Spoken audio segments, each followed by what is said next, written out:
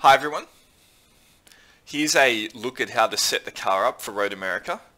Now these obviously won't be a perfect setup, nor is it a perfect lap, but you can quite easily post those after the fact. This is just about how you go about setting a car up for a particular track here and what considerations you have to make.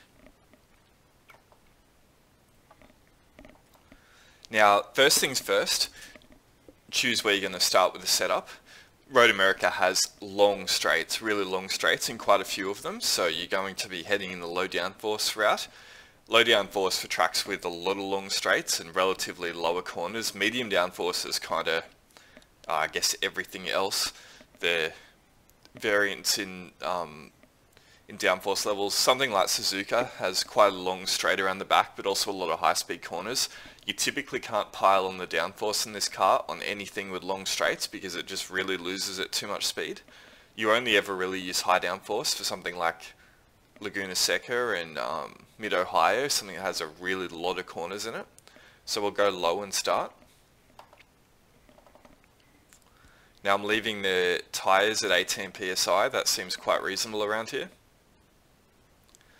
18.5 fronts, kind of on the upper end of what I'd call low downforce set. A really low downforce set will be 12 to 13, like you'd run around the Nürburgring or Monza or something like that, but this is kind of upper low downforce, which is still fine because this track does have quite a lot of corners that you have to care about, but you can play around with that.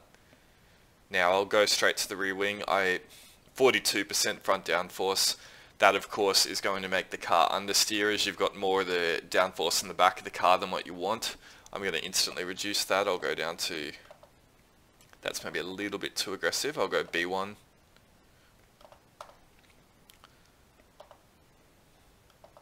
Just kind of playing around with these rear to get the balances I want.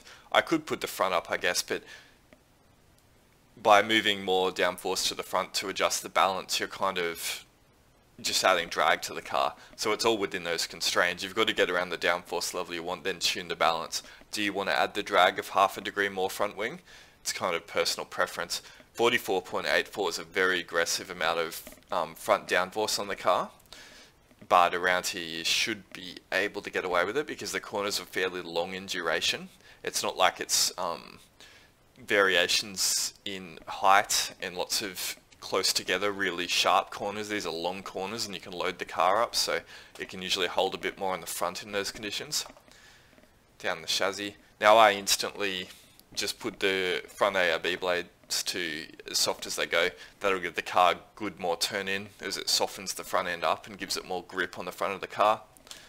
I'll lower the spring rate I think to 800. See, I like to run this car typically with really soft springs as they give you good mechanical grip, but because all the corners around this track are so long in length, the lower the grip, the car kind of will start to push typically in the middle of the corners. The softer springs let it move around a bit and isn't quite as good for the aerodynamic base, although they do give better mechanical grip. So we'll go 800. It's in the middle, but it should be a good compromise. Although you can go much lower in this car and still get away with it, but I'll start with 800. I will lower the front of the car as much as it will go to get the front nose close to the ground and give it more front downforce.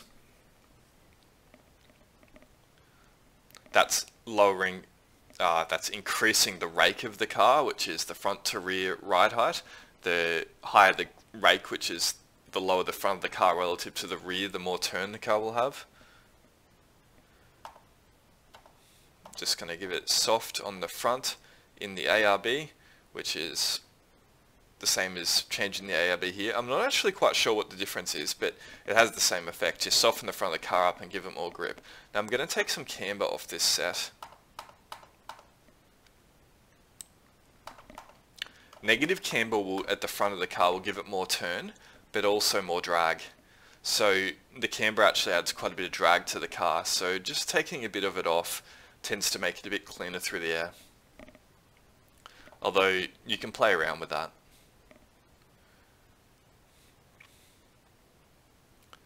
The rear looks quite fine. 1.2 inches ride height in the rear to 0.9 on the front. There's actually still quite high on the front ride height. I'd like to get it lower if I can. I might actually take the spring rate just down one more click just to get the front wing close to the ground. Yeah, it's a bit better. Unfortunately, you can't lower it any more than that, so you've got to reduce the spring rate if you want to get the ride height down. That means we're running the same spring rate in front to rear. I'm okay with that for now.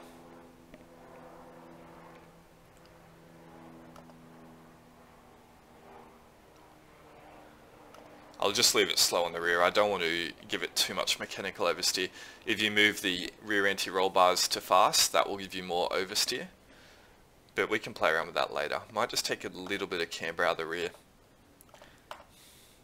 just to improve stability a bit, and also take a bit more drag out of the car. More negative camber would give it more turn. Take the fuel levels down. +1 toe is fine. The ARB preload 0, good to go.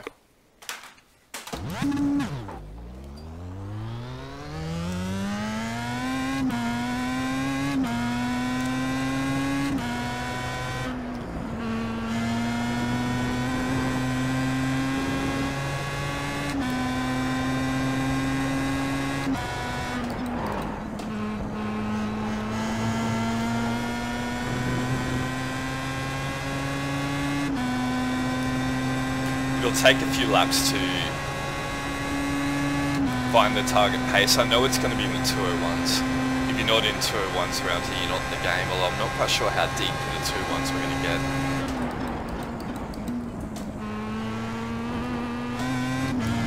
I had a look before, and the world record qualifying is 201.1, I believe. So I think that would be in cooler weather than this. But also in qualifying you don't get a lot of laps to run around trying to beat it.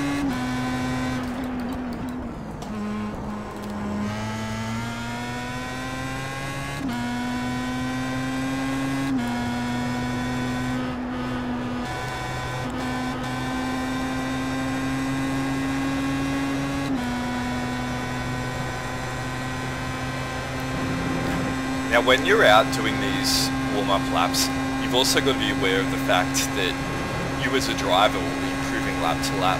So if you think of a certain car characteristic and you change it, you might actually be going backwards.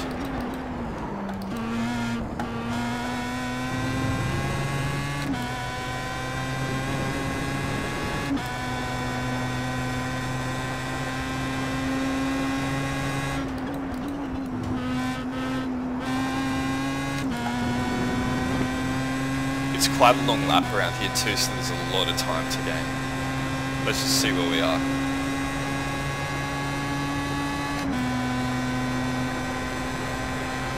And the small fine tuning can go on as long as you want. Like, people can sit there just clicking small details to see if it gains time for 20 hours a week if they want to. And I'm sure some people do that. Like, a lot of the teams put in a lot of set prep work.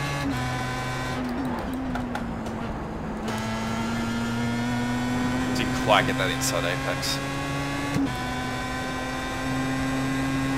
So my initial optimal is 2039. We're going to be coming down a long way from that, hopefully anyway.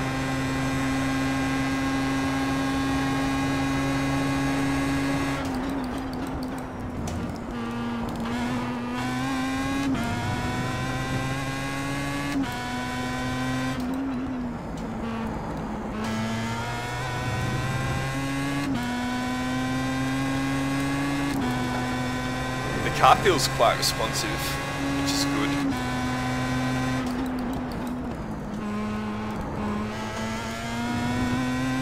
You have about 5 laps of fuel left. I carry a lot more apex speed through here this time. I was way too tight on the open hub. Just carried around the outside.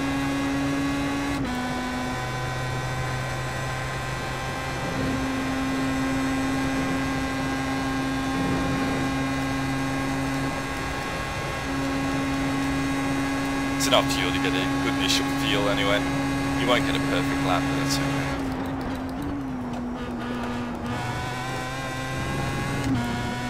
You got to turn it into that inside apex, then run it out.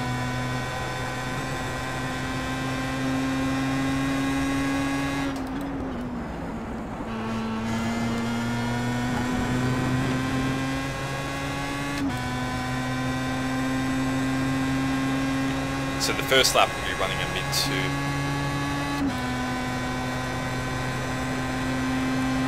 Not too bad, but a lot of room for improvement in this weather condition.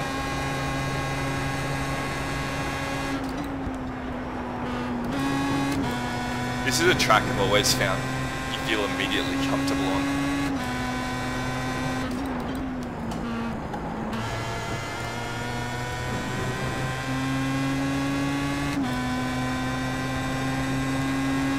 Wide track and plenty of flowing corners. No real curves to catch you out.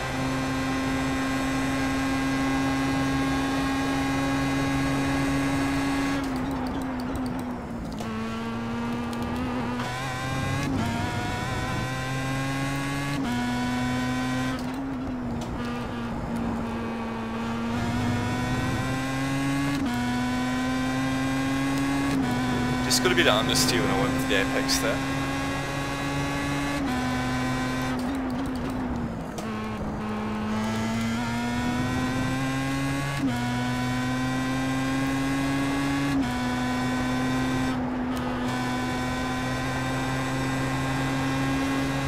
I'm not sure it's really a problem with the setup, it's just more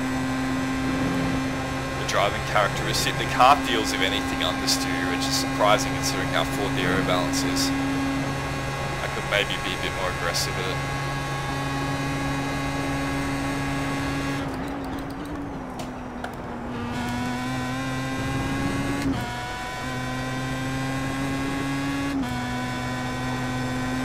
The other question is, am I losing too much time with the wing? Can I take less wing?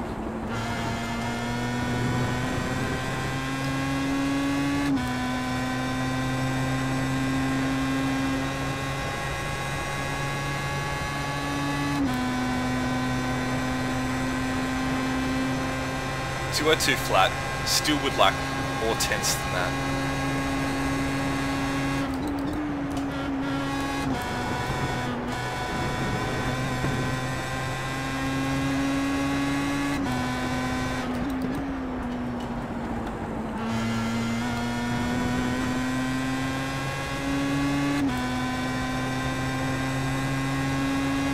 There's time for me under braking at the end of this straight for sure.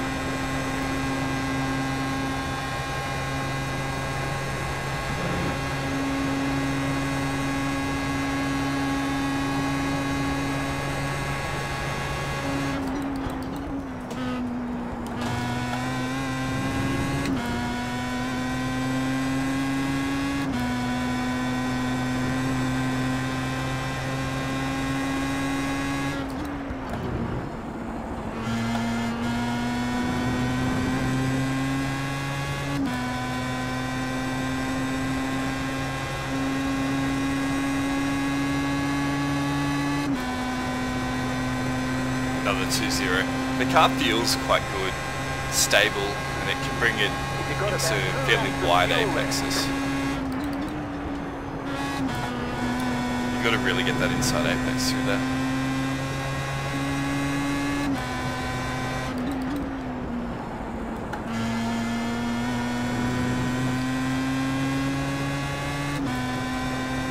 I don't know, but I suspect introducing a bit more instability into the car itself will generate a bit more lap time. It just feels maybe a little bit too safe.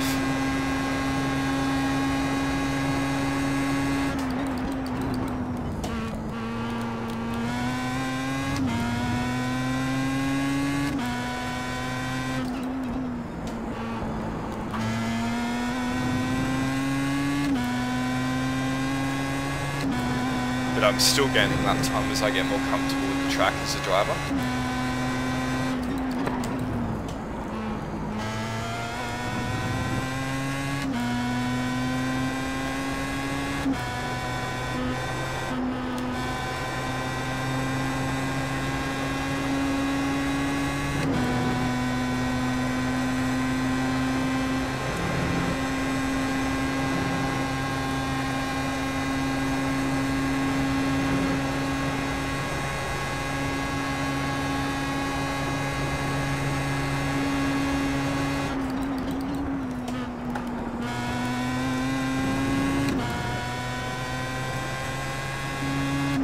Usually limited through this corner at Road America, and it does it easy flat, so maybe I've got just a little bit too much wing.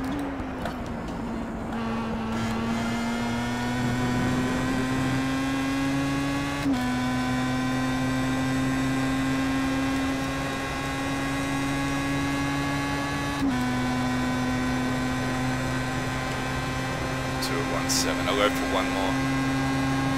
I'm still definitely tense in my driving.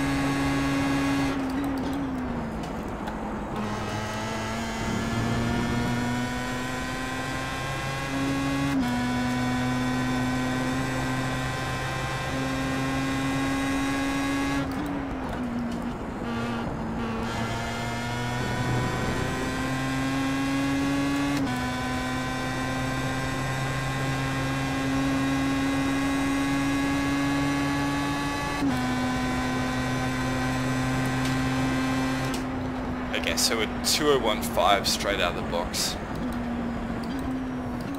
I'm pretty happy with the balance of this car, to be honest. It feels good. Responsive. Don't think it's dragging too much. If you start to put a bit too much instability in it, you're going to lose out a lot in the braking zones. You really want to be able to trust the car under the heavy braking required at this track.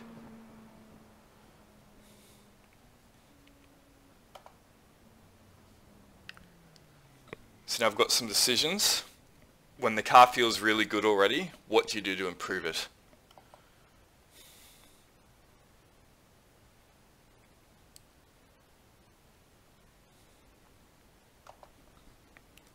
Sometimes you just leave it, but if I have to do something, I'll give it a bit more front turn. I always like more front turn.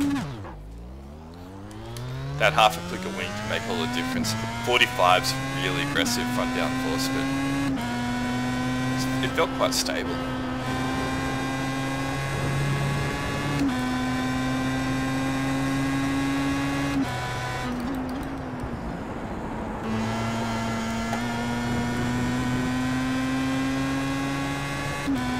The only problem sometimes with removing rear wing is it just takes a little bit of your confidence away.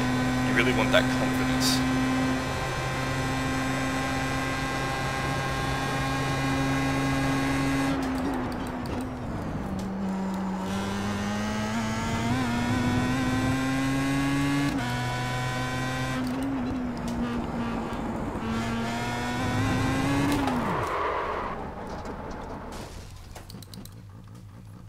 I don't think that was due to any real instability in the car. I was just driving too aggressive, trying to drag it into that corner.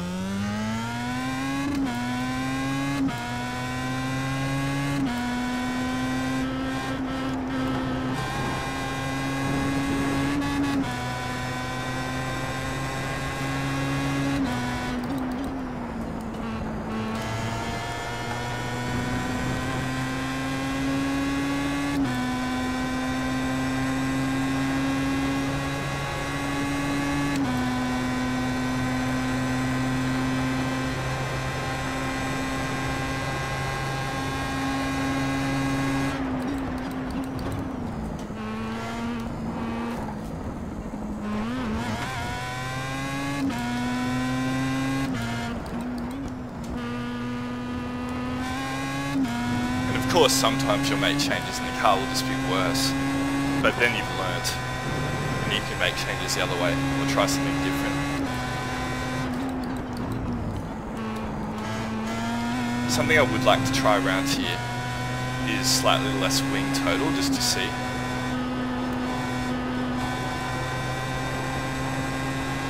So more just left and front is what it was.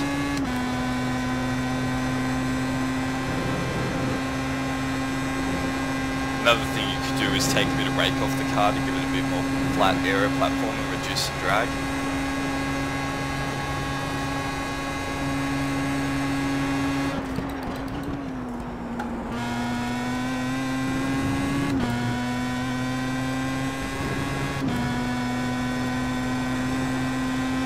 Still completely flat through there, no lift at all.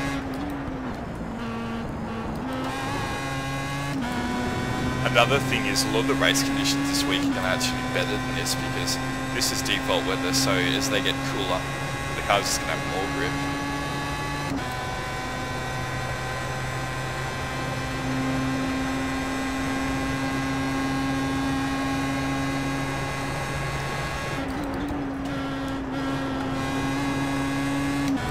I know Jerome and Julian are both big rakers though, so matching them in these heavy braking zone will be fun.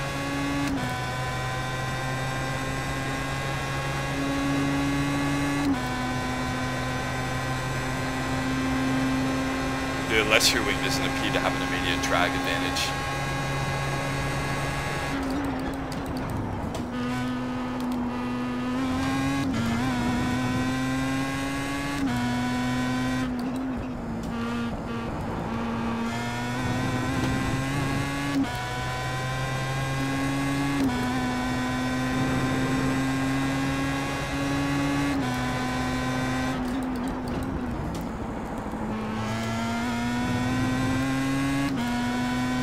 Definitely turns a little bit sharper with less rear wing, but that's to be expected.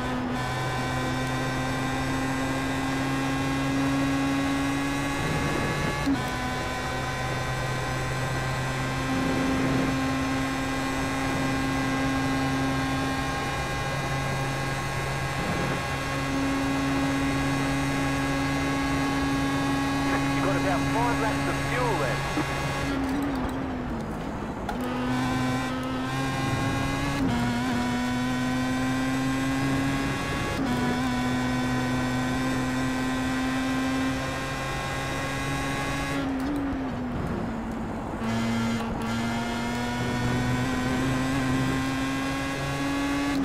I haven't caused any crazy instability in the car, but it's quite questionable if it's any better. Maybe has a little bit more medium speed turn-in.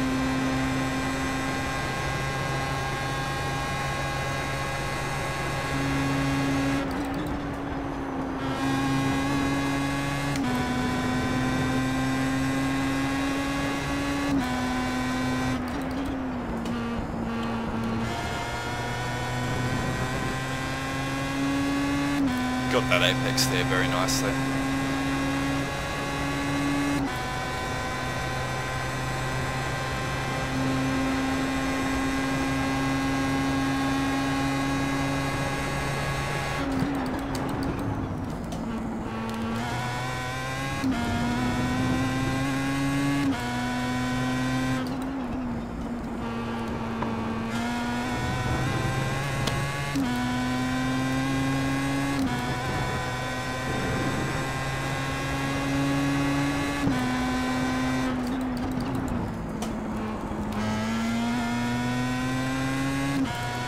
As you do more and more laps around here, you just start to see how hard you can push it in the braking zones and still make the apex.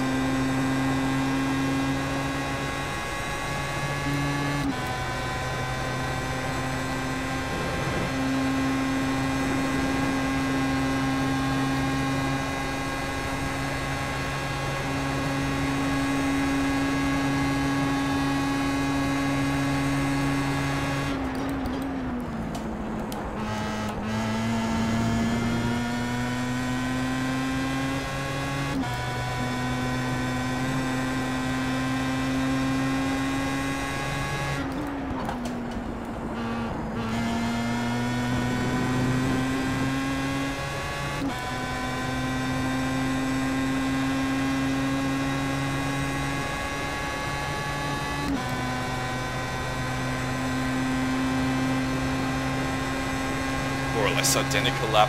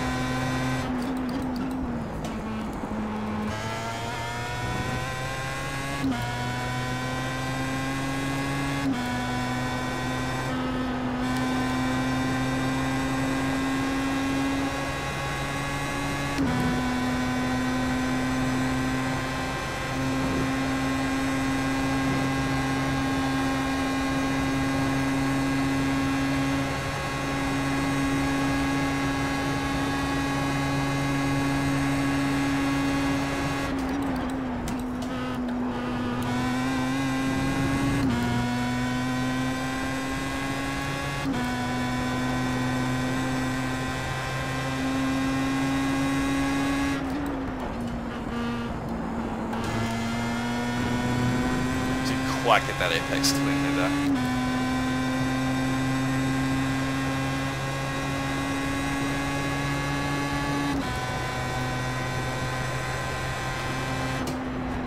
So that's 2013.